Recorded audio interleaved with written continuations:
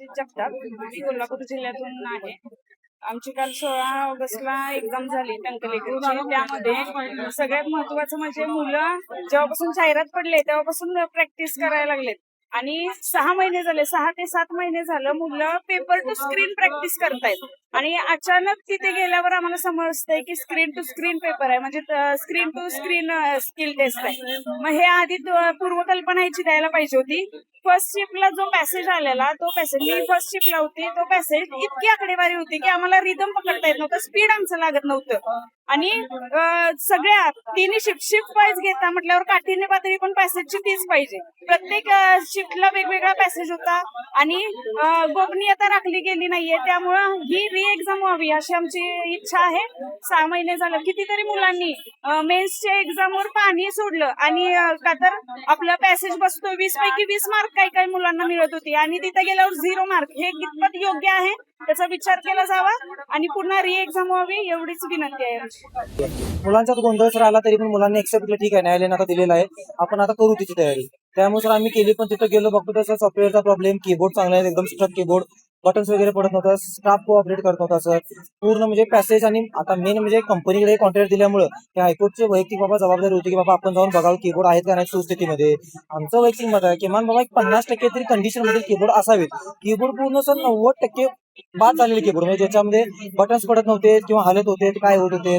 मला काय म्हणायचं सर, आमची आता ही स्किल टेस्ट आहे, स्किल टेस्टला जर कीबोर्ड चांगला प्रोव्हाइड केला तर आता आज आम्ही सर 1000 रुपये फी दिलेले आहे. आमचं वैयक्तिक मत काय सर, तुम्ही एक बाबा कीबोर्ड चांगले आणावे किंवा मीडियम लेवलचे कुठूनही मागवावे तुम्ही 1-2 दिवस आमच्या पुरते. चांगले कीबोर्ड दिले असते आमचा रिझल्ट चांगला उठला असता. आता कीबोर्डच नसल्यामुळे सर आम्हाला टाईपच करता आलं नाही काय. आता ऑल मी काय म्हणतो बाबा, माझा एकटाचा वैयक्तिक प्रॉब्लेम होता, ठीक होता. आज आमची 200 जणांची बॅच होती, टोटली 200 जणांची फेल झाली सर. जे 200 जण असे नाहीत की सर काल उठले नाही आज टायपिंग करायला लागले. आम्ही सर सन्मान करतोय हायकोर्टचा, त्यांनी फक्त या कंपनीकडे लक्ष द्यावं, ज्यांना टेंडर दिले त्यांना विचारावं की काय प्रॉब्लेम आले काय नाही, आणि एक्झामचं रिकंडक्ट व्हावी. कारण की पूर्णपणे सॉफ्टवेअरचा प्रॉब्लेम आहे, म्हणजे त्यामध्ये स्पॅशलची स्पष्टता सर काय नव्हती की बाबा कॉलम सेमी कॉलम काही सर ओळखत नव्हतं, एवढी स्पॅशल ब्लर होता. न्यायालयाने विचार करावा आमचा आणि एक्झामचं रिकंडक्ट करावी एवढीच आमची अपेक्षा आहे. बाकी मी अनघा धनाजी लाड. माझा इथे कोल्हापूरमध्ये येणाऱ्याला नंबर होता पडलेला, सेकंड शिफ्ट होती माझी. पहिल्या शिफ्टवाल्यांना त्यांना आम्हाला काही विचारू सुद्धा दिलं नाही. आम्ही चप्पल काढून एका रांगेत उभे राहिलेलो, त्यांना एका साईडनं बाजूला लावून दिलं की आम्ही काहीतरी त्यांना क्वेश्चन विचारू म्हणून.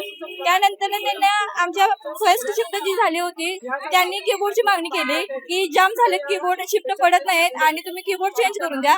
तरी सुद्धा ते म्हणले की आमचे माणसं इथं आले, त्यांनी कीबोर्ड चेंज केलाय, 7.5 मिनिटात त्यांचा पॅसेज बसलाय, तुम्हाला काही प्रॉब्लेम नको. मग त्याच्यानंतर आम्ही सेकंड शिफ्टला सुद्धा हाच प्रॉब्लेम झाला, कीबोर्ड जाम होते, थोडे कीबोर्ड जाम होते. त्यामुळे मुलांनी पुन्हा हीच मागणी केली की आम्हाला कीबोर्ड चेंज करून द्या. 2-3 ठिकाणी असं केलं की इकडच्या लॅब मधला कीबोर्ड काढला आणि त्या मुलांना दिला आणि तिकडचा कीबोर्ड काढून पुन्हा इकडे गेला, म्हणजे तिथं चालला बदल केली. पण त्यांनी कीबोर्ड काही दुसरे बसवले नाही. आणि ते आमच्या यांना सांगितलं की फर्स्ट शिफ्टच्या मुलांनी मारलंय, तुम्हाला काही प्रॉब्लेम नाही. पहिल्या शिफ्टच्या मुलांनी बरोबर बसलाय आणि तुम्हाला काही कीबोर्ड वगैरे चेंज करून मिळणार नाही. आणि सॉफ्टवेअर मध्ये असं होतं की एक शेवटचा पॅरेग्राफ मारून सुद्धा पूर्ण रेड दाखवत होता, त्यामुळे निगेटिव्ह मध्ये मुलं खूप गेलेत.